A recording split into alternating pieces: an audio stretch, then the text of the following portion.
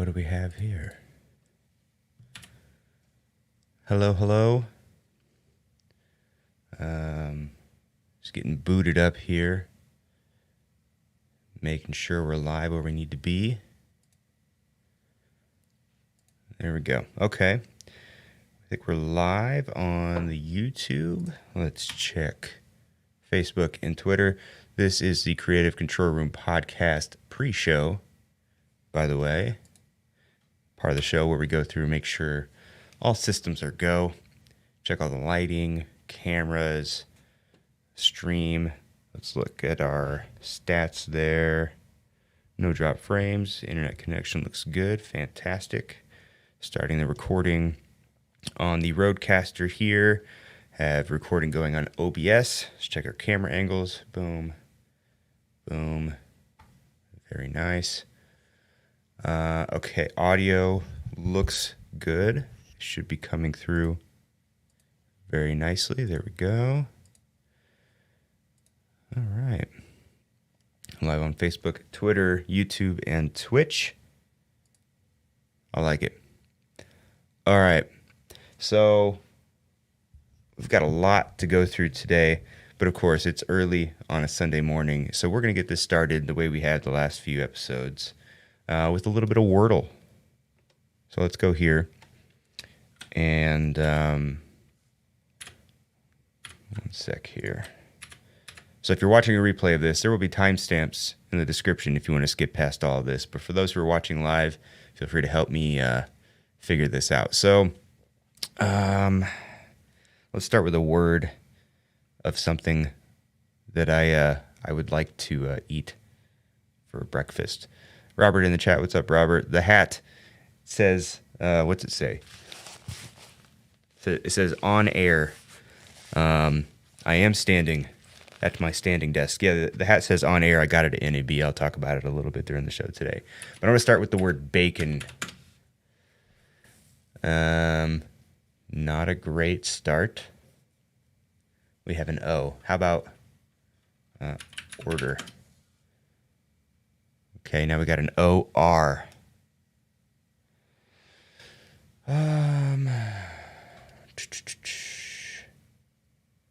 Actually, order probably wasn't the best word to pick, but at least we know there's only one R. Another food. No, I don't want to do that one. That's two T's. How about FROTH?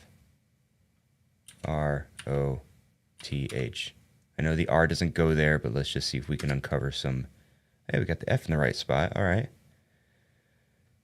So the O then has to be in the second position or the last position. So it couldn't be fourth. Can't be force.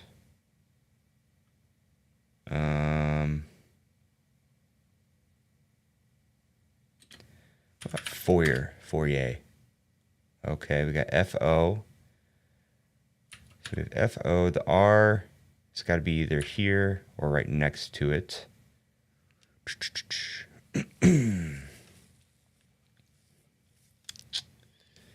Can't be forge. Well, let's see.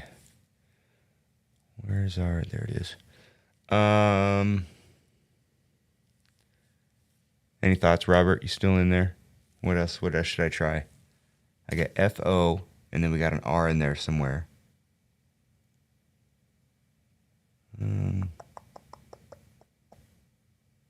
How about FORUM? That's got to be it, right? There. Oh, no. Well, the R's in the right place. Okay, so FOR.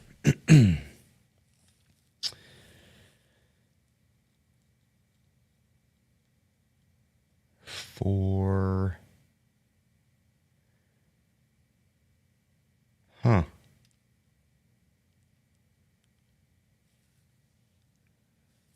FOR.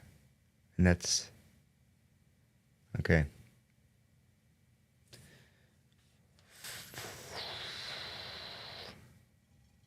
Can't be force. FOR. 4X. Is that even a word? I don't even think that's a word. Another thing I can think of, forts. I feel like Wordle doesn't typically use like plurals of words because I was just thinking forks.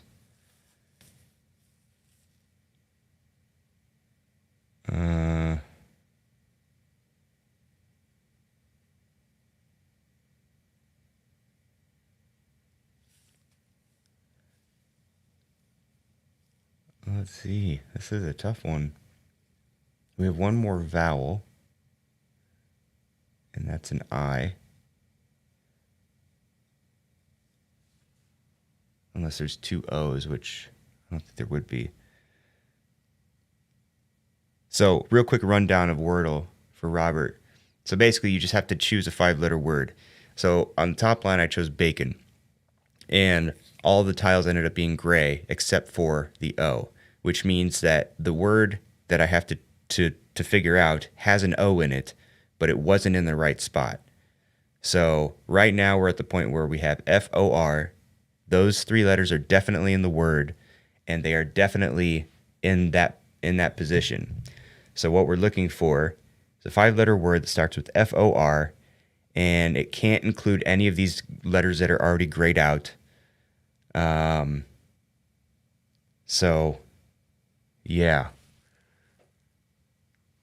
This is a tough one.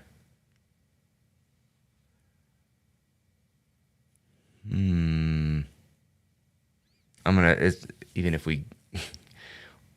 I get it wrong, it's gonna show us the right answer, and I'm gonna be upset because I'm sure it's probably like super. I'll just smack myself for not knowing what it was.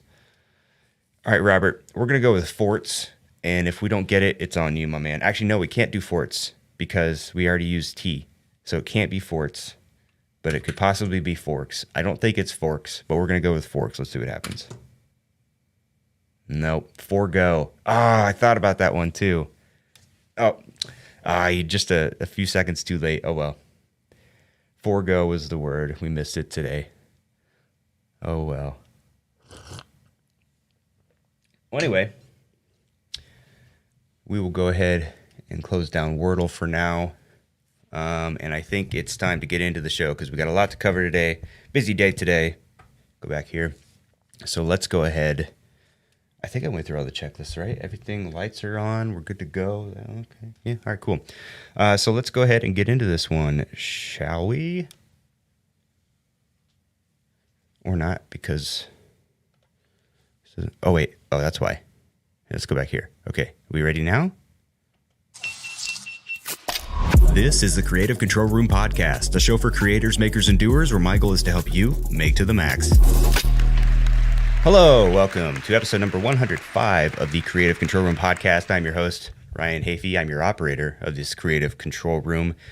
And welcome. It is Sunday, we're now May 1st. It's gonna be May. My wife would appreciate that because she's a big... Wait, no, that wasn't Backstreet Boys. That was NSYNC, right? Okay, she wouldn't appreciate it as much. She's a big Backstreet Boys fan. Anyway, it is Sunday, May 1st. Haven't been here for a few weeks, just busy, and I'm trying to beat myself up less about missing the podcast. So we're just going to power through it as if we're still going along. But anyway, thank you so much for being here. If you are new here to the show, this is my Creative Control Room. This is where I talk all things photography, video editing, video production, podcasting, live streaming, occasionally FPV drone flying, OBS, all those types of things. And it's just where I kind of detail and document all the things that I happen to be working on at any given point in time. And if that seems like something that you might be interested in, do me a favor, hit that subscribe button wherever you happen to be watching or listening. Also follow me on social media at Ryan Hafey on Instagram, Twitter, and TikTok. Feel free to swing by and ask me a question. Now, quick note though, on Instagram, my account was recently hacked. I don't even want to get into how it happened because it was one of those things where, I'm the guy that goes around and tells friends and family, oh no, that's a scam. Don't click that link. Don't do that. Don't do this. It's definitely a scam. But I got scammed on Instagram. It was a dumb mistake. I was out like grocery shopping with my family when it happened. I was distracted, wasn't paying attention for whatever reason. The red flags that would normally go up didn't go up, and I did something dumb that got my Instagram hacked. And Instagram is very frustrating when it comes to trying to recover your account. Their account recovery procedures are not very, they're not very effective. They don't work very well. So if you want to follow me on Instagram for the meantime, follow me at Hafey Digital. And if you follow me already at Ryan Hafey and I DM you something, just ignore it and report the account. So yeah, Robert, we were wondering if it was a hack. Heather asked me if you got hacked. Yeah. So unfortunately I did. So just ignore me. I'm not trying to enter any influencer competitions or anything like that. And I'm not trying to push crypto on anyone. My account is just hacked. It's unfortunate, but that's just how it is for the moment. But anyway, have a number of updates to share with you all today. Again, 3 weeks worth of updates. So we're going to power through those. The first one. So what I talked about in my last episode was my Atomos. Let's see if we can get that in the picture here. This little guy. This is the Atomos Ninja 5. I just recently bought it. When I got it, the colors on it were very warm. And unless you have like a certain like $100 cable, you can't calibrate it yourself like a normal monitor. I tried. So I contacted Atomos and they said you can send it back to us. We can calibrate it for free, which is like, that's fine. But you have to pay shipping. It cost me $31 to ship this thing back to them so they could calibrate it. I got it back. I guess it looks a little bit better to my eyes. The colors still look a little bit warm, but I did some tests, some recording tests. And does this mean I don't get to borrow the Range Rover? Good one, Robert. Good one. But yeah, I did some recording tests on the Atomos, and the recordings look great. I mean, I recorded like maybe like a 15, 20-second clip, and it was like 1.8 gigabytes. So it's definitely recording a lot of data. Yeah, there's a cable. It's like I'm not spending $100 to calibrate this thing. As long as the colors that come through on the recording look good. And I mean, I guess as I'm looking at it now, it's not too bad, but it is what it is. I got it back. Recording's great. I like the features on it. That's the story of the Atomos. I still would recommend it because I think it's a great monitor. Works really well. But there you go. Also wanted to touch a little bit on this teleprompter. Talked about this as well last time. So this, as I mentioned in the last episode, in theory, is the perfect teleprompter for my use case. It's got it came with this monitor here, which you can't really see. Let's see. Right there. It actually comes with the screen. You can record directly onto the Atomos, Robert says. Yes, to go back to that for just a moment, you can record directly to the Atomos, and that's why I got it, because the recordings through OBS are fine for streaming and simple things, but if I'm going to make a YouTube video, I want a high quality recording. Yes, I could record directly into my Sony a6500, but the issue with that is if I record there, then I lose any. Like if I have a reference monitor connected to my camera, that goes blank because I like to record in 4K. So what I can do with the Atomos is just leave my camera on, like I always do, and then record into the Atomos. That removes any recording limits that I might have. It records a high quality version of it, and then I can easily get that off onto my computer. So that was the main reason why I got it, for that purpose, so I can talk myself into doing more YouTube content. Anyway, back to the teleprompter. Stop interrupting me, Robert. I'm just kidding. I'm kidding. So the teleprompter is great. I guess my only issues with it is just the angle. There's no way to adjust the angle. So as I'm looking at it now, I know it's tough to see. You're not going to be able to see it here, but it just kind of cuts off the top of the monitor, and really no way how I position the monitor, I can really get it right. Like if I was right here, like directly in the middle of the frame, this is perfect. But I want to be up here, and when I'm up here, it cut just like the top like half inch, which just gets a little bit annoying. You just kind of have to scroll things down a little bit. Whatever, it's fine. So that's a teleprompter. Still good product. I think it was like $300 if I'm not mistaken. I still like it better than my previous setup. It allows me, like I've said before, to look into the lens and see my notes, so it looks like I'm looking directly at you, which is what I was looking for. But yeah, I just wish it was adjustable. If it was adjustable, be game over. Okay, and then also NAB, so National Association of Broadcasters. The convention was back in Vegas this year.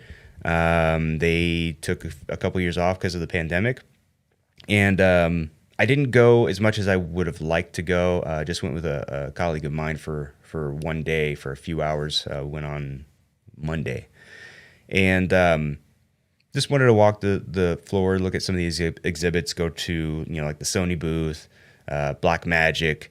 There's a few other booths. I'll talk about one here in a minute, but what was really great to see is just the fact that there were so many people there. Like NAB was pretty packed. There was a lot of people. And just now that we're kind of getting, we're seemingly on the tail end of this pandemic, it was great to see things getting back to normal. You didn't have to wear a mask, but in order to go to the conference, you did have to prove that you are vaccinated. So at least everyone there was vaccinated. Ultimately, though, a great turnout. Thought the exhibits looked great, and things seemed like they were kind of back to normal. So I really appreciated that. One of the, and that's where I got this hat, by the way. This hat says On Air. They have just a little NAB shop with some hats and mugs and books and things like that. So I thought this was kind of fitting for the podcast. So this is going to be my new podcast hat. It says On Air. Isn't that clever? But one of the booths that I went to, close out Wordle here, was the Orbit or Condor Blue is the name, is the company, but so I guess they work with Josh Yo of Make Art Now. He's a YouTube channel. If you don't follow Josh Yo on YouTube, you should go check it out. But he jumped into the physical product world and he developed this thing called the Marble Orbit, and it looks like this. It looks really funky, but it's just kind of like it's almost like a fan motor that you affix to a ceiling or to some kind of structure, put a camera on one end, and this thing will just seamlessly and smoothly rotate around and capture whatever's in the center. You can extend these arms. It can hold, a full mirrorless or DSLR. He's used it a bunch in his videos, and it just looks like a really well-made product. So I got a chance to talk to him and mostly his business partner, but got a chance to talk to both of them, and they both said the same thing, which was kind of funny, which is we're never doing this again. We're never doing a product launch again because it's, they just said it's so much work. And I can only imagine having to just jumping into this space and having to go through and find suppliers and people to put these things together. Sounds like a crazy amount of work, but good for them. It sounds like it's a hit. There was a ton of people at their booth checking out the product. Obviously, Josh with his audience brought in some people, so good for them. I hope it really takes off for them. But long story short, NAB was fun. Glad it's back. Looking forward to possibly going back next year. All right, so now got a few things to talk about, or one thing specifically to talk about in the news world related to, in this case, we're talking about social media. And unless you're living under a rock, you've probably heard that Elon Musk has purchased Twitter to the tune of $44 billion, which is really insane when you think about it. And if you follow the whole timeline of this, it's really interesting to watch. Elon Musk apparently bought 9% of Twitter, and then which put him as like he had the most shares of the company, and then he just came back and said, no, I've secured funding, I want to buy it, and Twitter accepted it, which is crazy. But I have differing views than I think most people. Like kind of the what's the word? Like the most common response to this is more so anger. I think people are upset that kind of a billionaire powerhouse has come in to buy a company, is going to take over, and he's got all these opinions on free speech. I'm not really worried or concerned about it necessarily. I think, of course, there's potential for him to come in And Elon bought your Instagram page. Yeah, right. I wish, because I feel like he'd get it back to me faster than Instagram has. But I'm just very interested to see what he's going to do. Of course, there's potential for it to, for him to just come in and destroy things, or, the things that he wants to.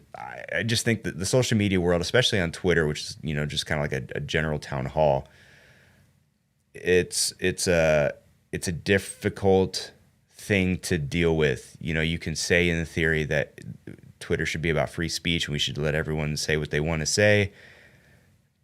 But, I don't necessarily think that Twitter's done the best job at it, but I also think that the people at Twitter, Jack Dorsey and all them, they've had to make some very difficult decisions about certain things. And, I guess I give people the benefit of the doubt. I don't think Twitter was doing anything maliciously by shutting down certain accounts or certain things like that. But, I have no skin in this game. I just only have my opinion like everyone else. And my opinion is I'm kind of curious and interested to see what Elon's going to do with Twitter. I don't share the same opinions that a lot of people do about Elon Musk, that he's this kind of evil billionaire person. There was a lot of sentiment when he bought Twitter. It's like, whoa, that money could have gone to solving world hunger. What could have, even people ironically saying, what could that have done for the climate crisis? Well, I mean, it's not like he's not, I guess he could have built some electric cars or worked on solar, roof tiles or something like that. Like the guy's at least trying to do things. He's, interplanetary travel. So he's working on things that will ultimately, I think, make the world a better place. And hopefully he can take some of those skills. He obviously has a success record with building successful companies. Hopefully he can do that with Twitter. And a lot of this nonsense will just kind of be water under the bridge at some point. But at the very least, it's going to be interesting and entertaining to watch and see how it all unfolds. Let's just hope that it doesn't make all of us hate each other more than we already do, Okay. So those are my brief thoughts on that. And next, I want to talk about a couple tools. How many tools do I have for you today? I have 2 tools that I want to discuss. The first is... Hold on. I got to turn my...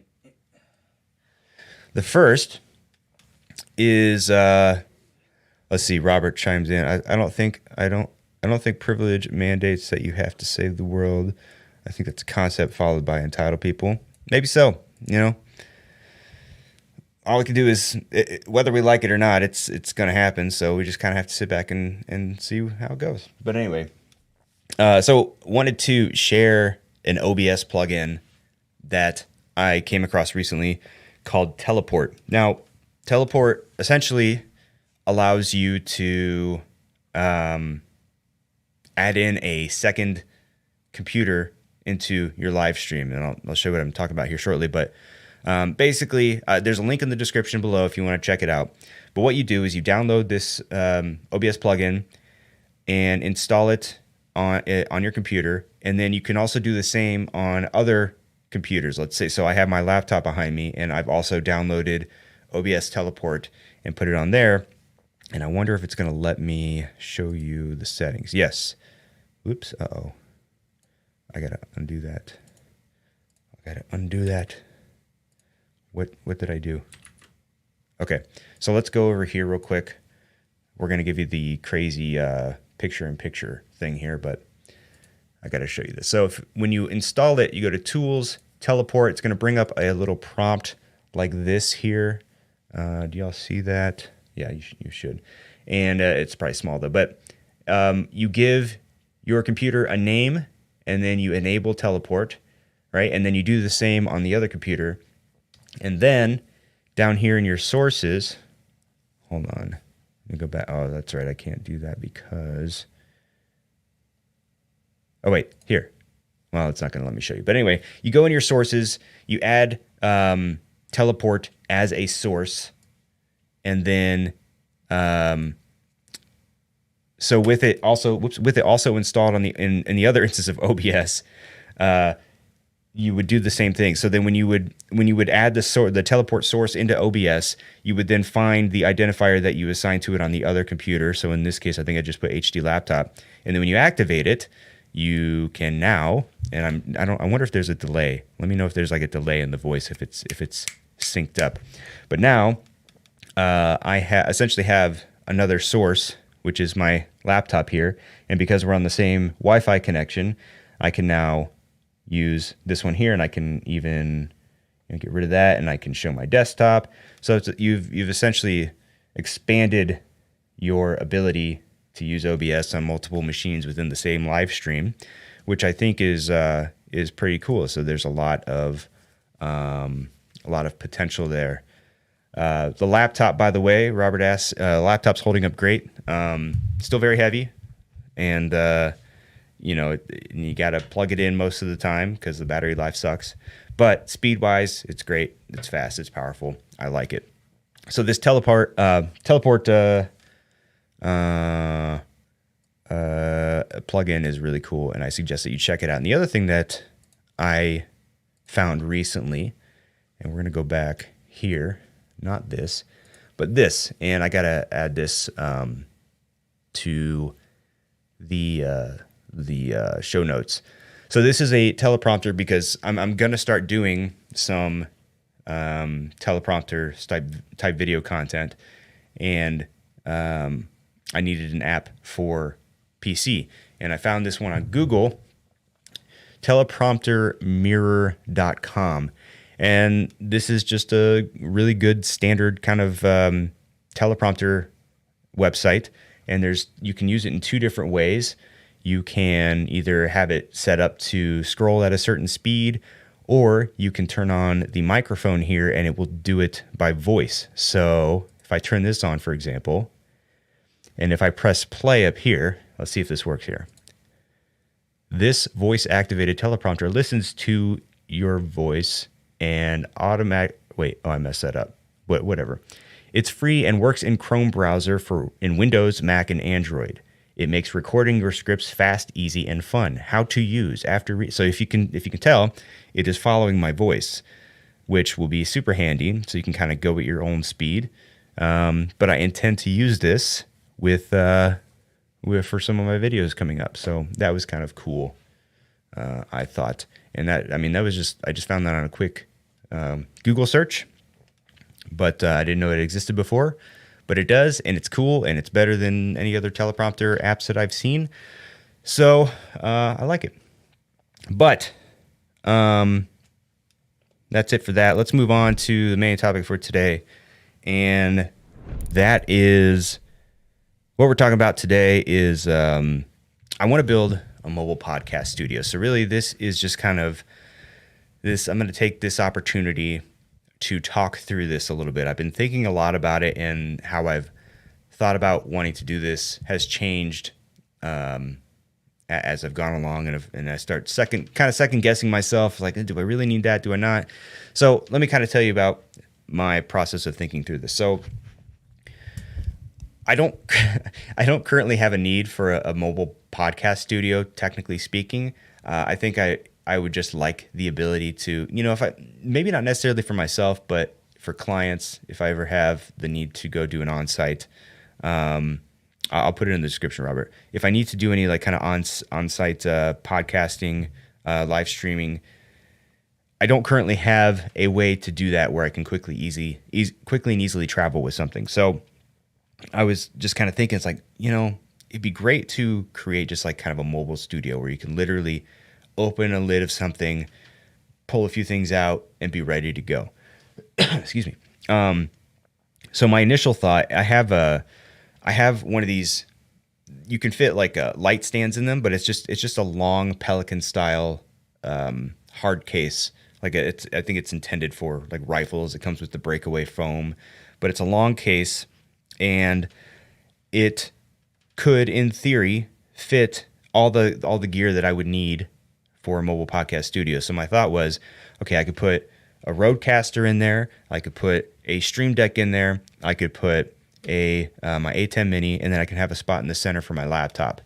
So what I was thinking is I would take out the breakaway foam. On the bottom of that, I would put down a layer of probably just like a layer of maybe, I don't know, 1/4 inch wood board or something like that. Something that I could affix things to or maybe screw into even if I needed to. And then on top of that, I could put some Velcro. Maybe not necessarily the whole thing, but in certain spots I could lay down some Velcro. And then on the bottom of some of these pieces of gear that I need to include in there, I could also put Velcro in there as well, so it would stay in place. So the thought was, if you can kind of picture this, a long, is this angle better?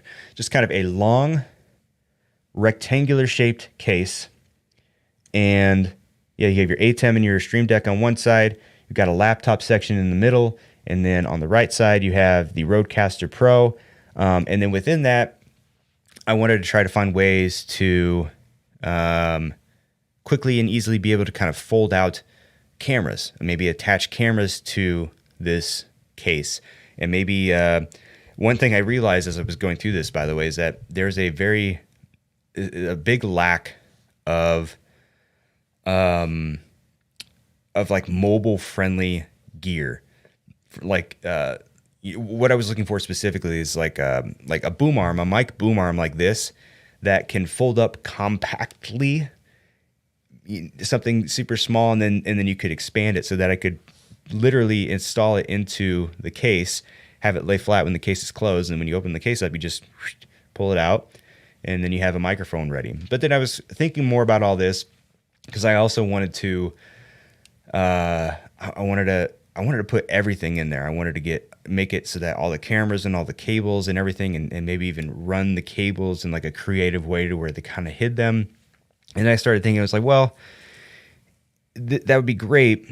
Oh, and then the top layer of foam, the cutaway foam, once all the pieces of gear are in place within this case, I could then cut out the cutaway foam to fit around all the gear, and then just slip that on top when I'm not using it, so that I could literally put that on top, close the case, pick it up, and be on my way. But then I started thinking, it's like, well, if I had to guess, most of the travel work that I would do would not be for my podcast. It would be for someone else. So, I would be, what would be the point then of just opening up a case and then having the cameras and everything face to me? You know what I mean? So then I thought, well, what if we did a smaller case and just tried to downsize as much as humanly possible? So there's obviously different sizes of Pelican cases. My next thought was just get a smaller case, something like this, and this would probably be more of an investment because I'd have to pick up some new gear. But instead of using a Rodecaster, and yeah, you lose the ability to use some of the like the sound effects and things like that, but you get a smaller handheld recorder. The Zoom H6 is a handheld recorder that has up to 4 inputs, 4 XLR inputs on it, but can also be used as an audio interface. So in theory, you could route that out to the PC and would act just like the Rodecaster does. It outputs 24-bit, which is what I would need. Some external audio recorders that also work as audio interfaces, they only do 16-bit out, which I need a little bit more audio resolution than that. But in that case, you could then have a smaller case. Also thought about microphones. Instead of having a boom arm, you could just get a couple handheld mics, 2 to 4 handheld mics, depending on how many people are on the show, and people could hold the mics. Or, if you really needed to, you get some sort of low profile mic stands that you can include in the case. So I guess I really want to do this, and I really want to have something that I can just kind of, when it's time to go, it's ready. I just pick it up and I head out the door. But I have to really think through, I'm all about efficiency. Like this studio here is, I try to make it as efficient as possible, as evidenced by the fact that everything in this room is, for the most part, is voice activated. I like to be able to walk in, say, hey, G-word, turn on these things, and then they're up and running, and I can get on with my work. And I want the same thing for this podcast studio. I want to be able to travel with it, set it down, open it up, maybe turn a couple things on, but other than that, be ready to go. So then there's other things to consider, which is, internet, power. Do I, use like a power bank system, or do I just rely on having some sort of external power supply? Probably the latter in most cases. Where would I then put my laptop if I did a smaller case? How would I do the cameras? There's just a lot to think through. So if anyone's watching this and you have ideas how this could work out a little bit better, or how I can kind of, fine tune some of the thoughts that I'm having so far, leave me a comment, let me know. And as I go along, we'll work on this little by little, by pieces of it at a time, and build it out and see how it goes. But that's just kind of that's like the latest sort of project that it was like a little idea that sparked in my brain and sort of grew into this thing and morphed and changed. And now I'm kind of set on doing it, even though I, don't necessarily need it at the moment. But that's kind of where I'm at with that. And I will keep you all updated as to how that goes. But anyway, apologies for not being here for the last few weeks. I hope I can stay more consistent with this going forward. But anyway, if you are still here with me, and if you enjoyed or got any value out of what you saw today, it would be great. Hold on a second here. It would be great if you could hit that subscribe button wherever you happen to be watching or listening, and also follow me on social media at Ryan Hafey, or at Ryan Hafey on Twitter and TikTok, at Hafey Digital, at least for the time being, on Instagram, until I can get my account back. But for now, I'm going to go ahead and call this one done. Thanks for being here. Keep on creating, making, and doing, and we'll see you in the next one. Bye-bye. Thanks for tuning into the Creative Control Room podcast, hosted by me, Ryan Hafey of Hafey Digital. If you enjoyed the show, please be sure to subscribe wherever you happen to be watching or listening, and follow me on social media at Ryan Hafey on Instagram, Twitter, and TikTok. For business inquiries, please email me at ryan@hafeydigital.com. New episodes every Sunday.